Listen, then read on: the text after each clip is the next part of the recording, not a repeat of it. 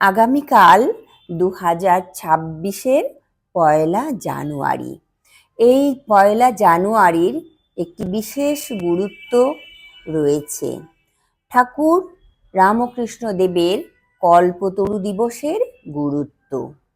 কল্পতরু দিবস হিন্দু ধর্ম ও রামকৃষ্ণ ভাবধারায় এক অত্যন্ত পবিত্র ও তাৎপর্যপূর্ণ দিন। প্রতি বছর 1লা জানুয়ারি এই দিনটি শ্রদ্ধা ও ভক্তির সঙ্গে পালিত হয়। এই দিনটি বিশেষভাবে স্মরণীয়, কারণ 1886 সালের এই দিনেই শ্রী শ্রী ঠাকুর রামকৃষ্ণ পরমহংস দেব তার ভক্তদের প্রতি অপার করুণা ও আশীর্বাদ বর্ষণ করেছিলেন। কল্পতরু কথার অর্থ হলো ইচ্ছা পূরণকারী ঐশ্বরিক বৃক্ষ। এই দিনে ঠাকুর রামকৃষ্ণ দেব যেন সেই কল্পতরু স্বরূপে আবির্ভূত হয়ে ভক্তদের মনস্কামনা পূরণ করেন। তিনি প্রত্যেক ভক্তের দিকে স্নেহ ভরে তাকিয়ে তাদের বলেছিলেন, আমি কি আর বলবো, তোমাদের চৈতন্য হোক, ঈশ্বর তোমাদের মঙ্গল করুন।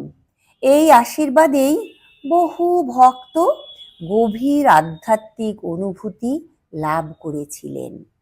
কল্পতরু দিবসের গুরুত্ব এই কারণেই অপরিসীম যে এই দিন ঠাকুর রামকৃষ্ণ দেব জাতি, ধর্ম, বর্ণ নির্বিশেষে সকলকে ঈশ্বর লাভের পথ দেখিয়েছিলেন।